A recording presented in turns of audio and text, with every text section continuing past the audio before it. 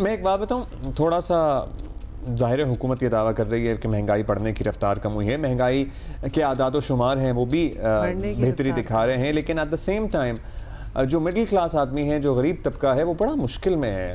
अब देखिए कि 10 रोज़े गुजरने के बाद बाज़ारों में ठीक ठाक रौनक आपको नज़र आना शुरू हो जाती थी।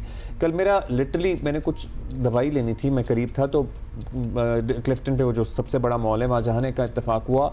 मॉल तो रात 12 बजे तक खुला हुआ था या 11 बजे तक खुला हुआ था, लेकिन मॉल में वो बात नहीं थी। उसी एरिया से मैं भी आती हूँ ऑफिस, जब मैं आ रही थी तो आज भी रश पड़ा हुआ था। आपको पता ना जैसा रश होना चाहिए वो नहीं था। So may be as the days pass by, so रौनकें बाजारों की बढ़ें, क्योंकि बाजारों की बेहतर होती है भैया। हाँ, बाजारों की रौनकें बढ़ना जरूरी है। एब्सोल्युटली।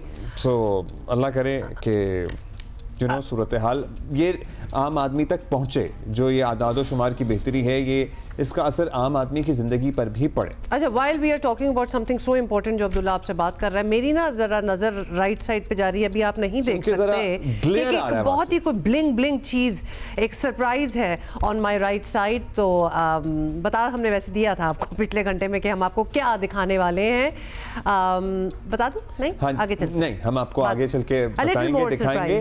IMF ने, हम अभी ज़रा आदाद शुमार की बात कर रहे थे, तो IMF ने पाकिस्तानी हुकाम से जारी जायज़ा मुज़ाकरात के बाद पाकिस्तान की कारकर्दगी पर इत्मीनान का इजहार कर दिया है। IMF ने अपने एलामिये में हुकूमती कोशिशों की तारीफ़ करते हुए इस बात को सराहा है कि पाकिस्तान ने मौजूदा कर्ज प्रोग्राम पर सख्ती से अमल किया है।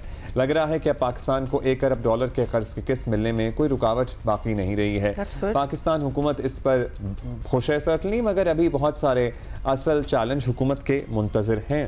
अच्छा जी, आपको बताएं कि IMF का पाकिस्तान पर इत्मीनान अपनी जगह, लेकिन साथ ही IMF हुकाम ने रिटेल और रियल एस्टेट समेत कई शोबों को टैक्स नेट में लाने पर जोर दिया है, और IMF ने अमीर तबकात पर टैक्स छूट ख़त्म करने और बड़े जागीरदारों से ज़रूरी इनकम टैक्स वसूली का मुतालबा भी किया है।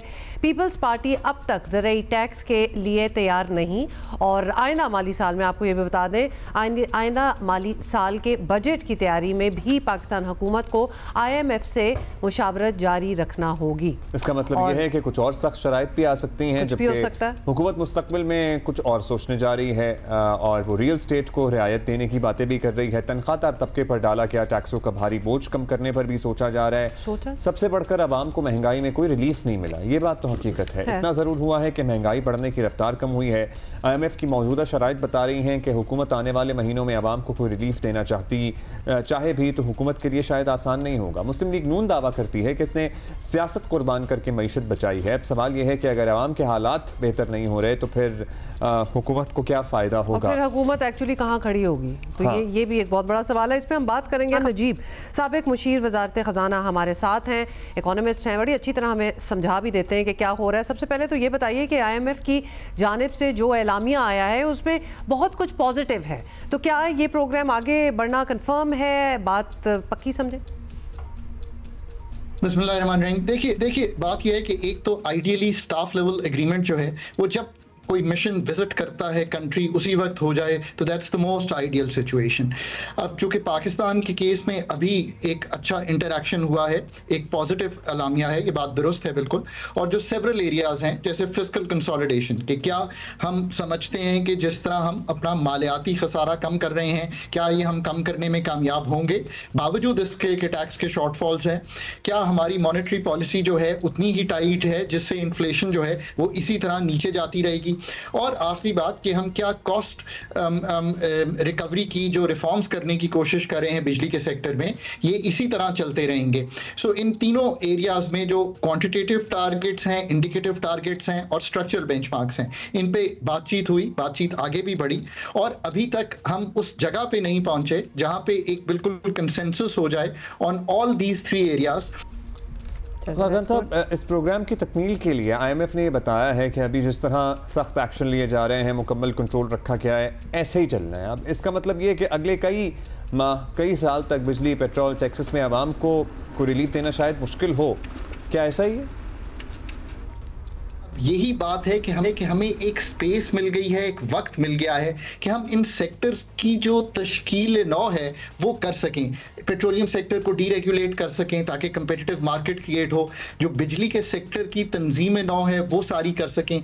मेरा ये ज़ाती ख्याल है कि जो मेजर प्राइस पास थ्रूज हैं वो हो गए हैं। सो उम्मीद रखिए कि जो आने वाले चंद 6 महीने, साल, 2 साल हैं, उसमें अगर हुकूमत वो सारे रिफॉर्म के काम कर सकी बिजली और गैस सेक्टर में, तो जिस तरह के प्राइस पास थ्रूज आपने पहले देखे हैं वो शायद देखने को नहीं मिलेंगे।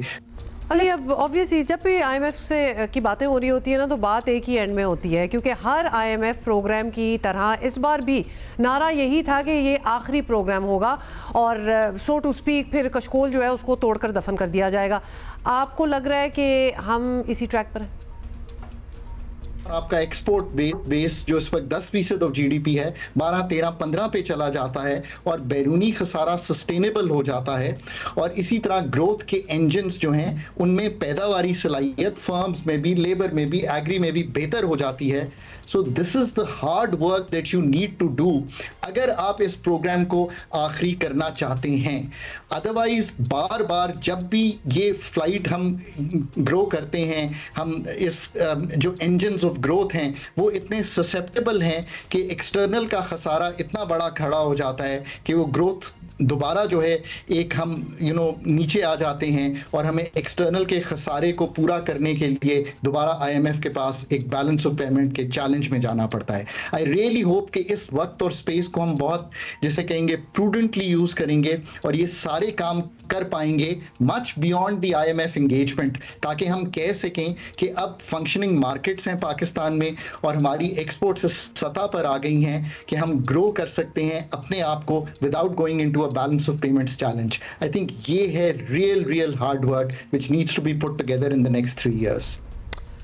ऑलराइट, बहुत बहुत शुक्रिया हमसे बात करने का खाकान नजीब, साबिक मुशीर वज़ारत ख़ज़ाना।